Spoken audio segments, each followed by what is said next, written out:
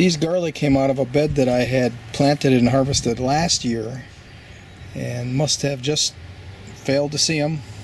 Something happened where I didn't see them, didn't harvest them, so I want to transplant them. This one here I'm definitely going to transplant. I want to see what's going to happen. There's 3 shoots coming out of there. Looks like only 1 clove, 1 bulb. But these 2 are interesting. Should I eat them or should I replant them to see what happens? Will they make cloves? Now, I've taken these bigger ones before and I've just eaten them all the time because there's only 1 eye in them, and I'm of the belief that they'll only make 1 bulb. And I want the ones that are going to make cloves. So this one here's got, I cut it off with a shovel there. So that one there I'm going to harvest. It's crooked anyway. So these 2 I'm going to replant. We're going to follow the progress of them and see what they do. Okay. Then I went looking around for more. This is the one that I kept. I planted the other 2 already, and look what I found, some more. Here's some with some nice bulbs, 4 of them, and just little bitty shoots. So let's plant those too. Make things even more interesting. So we're looking at Siberian sea peach trees that I planted from a pit 2 years ago that got girdled by mice. That is the first time I've seen the mice do this to a stone fruit. So I'm going to go ahead and prune them down. They'll have to start a new shoot from the roots. Some of them are pretty high here. But what that does, it gives me the opportunity to plant this bed in, I think I'm going to do peas because they're over by midsummer. By that time, these trees will be sending shoots out and starting to shade whatever I plant here. The mice didn't bother the nanny berries.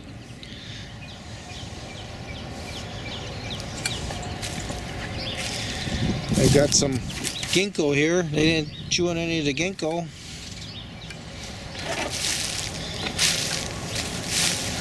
These are chestnut oaks. They didn't bother any of those.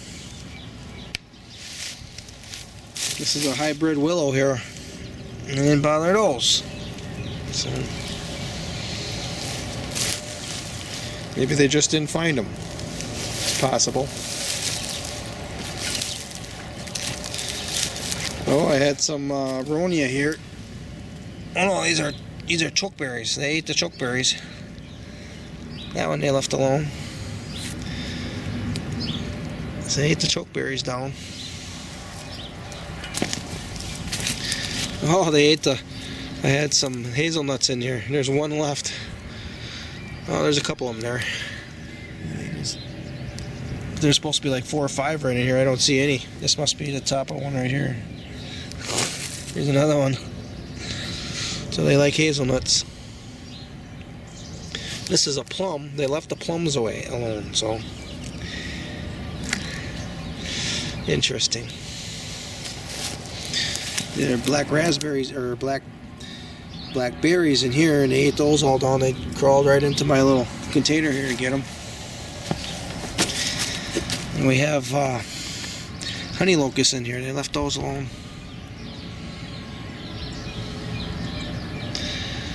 I don't know what this is. They ate that one.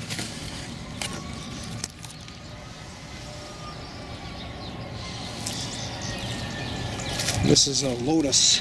They chewed the lotus up, but I think they left enough of a strip here on the backside, so it'll heal over.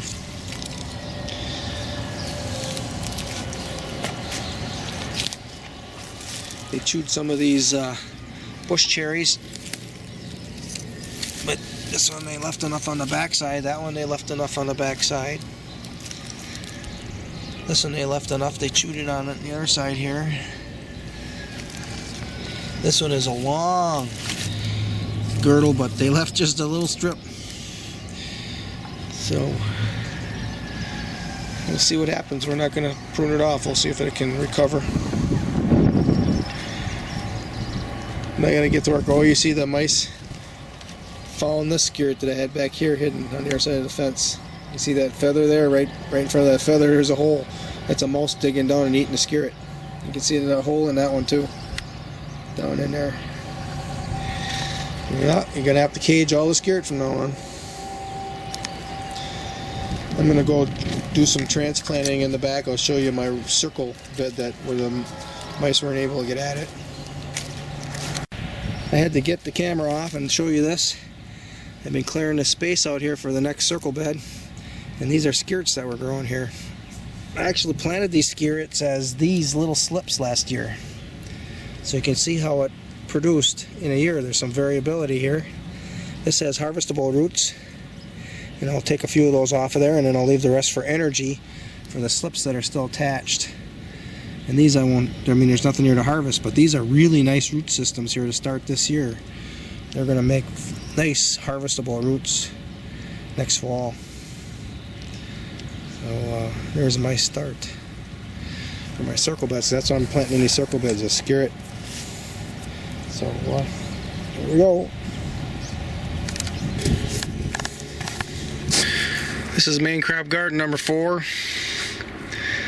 Over on the east, we have a bed of honeyberries.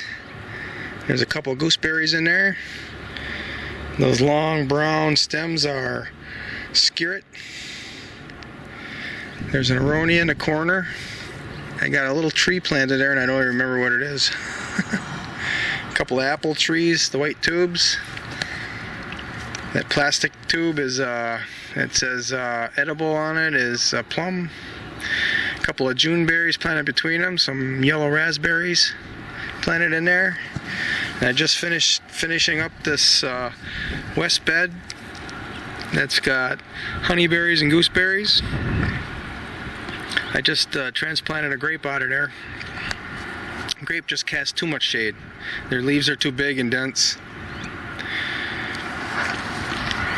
So we have the bed here, center east. That's with elephant garlic and the commercial grade, upper Michigan commercial grade garlic. And here we have shallots and potato onions.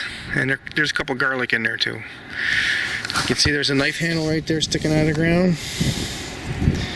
That's as far as I got it planted. I still got this to do yet. I've got some garlic I can harvest. There's some white bark pines that I have to transplant. I was going to transplant them north this year, but I don't know, I might not be able to. We'll see. And this is going to be finished. I'll plant some salsify in amongst the garlic, probably in May, and it grows very slow. Germinates slow, and it grows slow. And by the time I harvest the garlic, it'll just be getting going. So it grows all the way up until your own freezes. So that'll be a way I can make double use of the bed. Cheat time, cheat space. Yeah. So here we have my hands. You can see my fingers. From now on, until everything freezes up again, I'm going to have dirty fingernails. So I've gotten some complaints that I got dirty fingernails from subscribers, or maybe they weren't subscribers. But here, get a good look at it so that when you see it, you don't gross out, because that's what I use to dig in the soil here. My soil is so nice I don't need a shovel. I try to pick it out a little bit, but I'm never perfect. And then actually, when everything freezes up, it still takes a couple weeks before it all disappears. So here we go. I think that's a protective measure anyway. My local bacteria's got a home on and in me, and it's going to fight for its space, even against deadly viruses. There, how about that? Okay.